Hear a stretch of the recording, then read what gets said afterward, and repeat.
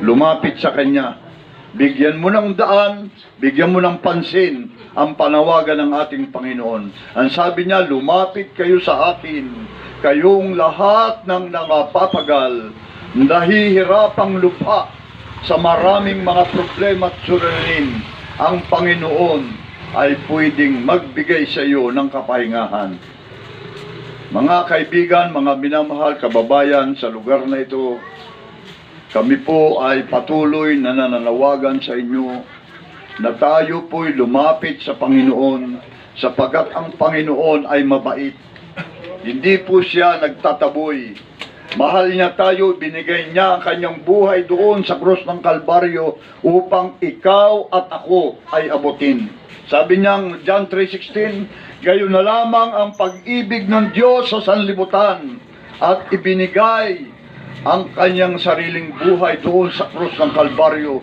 Napako siya sa krus ng Kalbaryo dahil sa iyo at dahil sa akin. At sabi nga, ang sino mang sasampalataya sa kanya o tatanggap ay magkakaroon ng buhay na walang hanggan.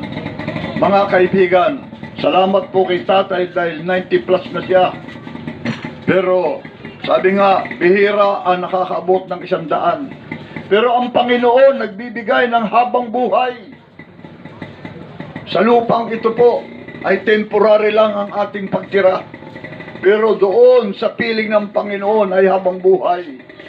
Bakit di mo bigyan pansin ang ating Panginoon? Mahal ka ng Panginoon. Inaabot ka ng pampalakas tinig na ito. Kaya sa umagang ito, wala kaming dinadalang sekta ng anumang pananampalataya, kundi magkaroon po tayo ng personal na relasyon sa ating Panginoon. Oo, kilala mo ang Panginoon, pero meron ka bang personal na relasyon sa Panginoon na pagtawag mo agad ay sasagutin? Pero ang sabi ng salita ng Diyos, Jeremiah 33 verse 3, ang sabi niya, call unto me, and I will answer thee, and I will show you the great and mighty things that never you know.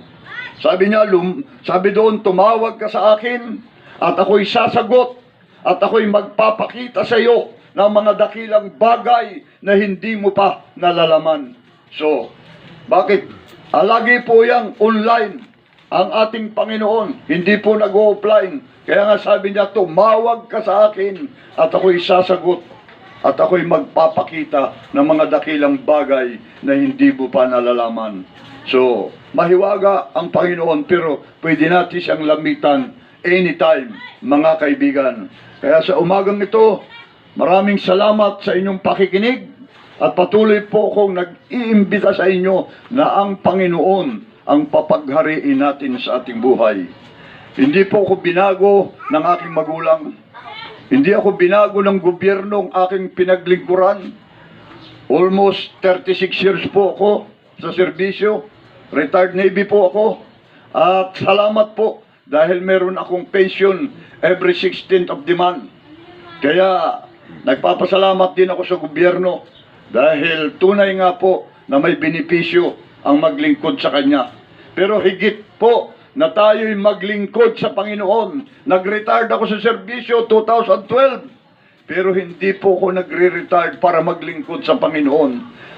Sabi ko nga, habang buhay akong maglilingkod sa Kanya dahil pinapasalamatan ko siya. Ano man ang mangyari, at sabi ko sa Panginoon, ano man ang mangyari sa akin, hindi ako aalis sa iyo. Sapagkat ikaw ang aking buhay at ikaw ang nagbigay sa akin ng pag-asa at nagbigay ng kagalingan sa aking karamdaman. Kaya sa umagang ito, nais po rin namin na maranasan nyo ang mga bagay niyan sa Panginoon. Sapagkat kung tayo nasa sa Panginoon, wala tayong poproblemahin sa buhay na ito. Sabi nga, mayroon mang problema, pwede kang lumapit sa Panginoon anytime at pwedeng tugunin ka ng Panginoon. Kaya sa umagang ito, mga kaibigan, mga minamahal sa Panginoon, lalapit po tayo sa Panginoon sa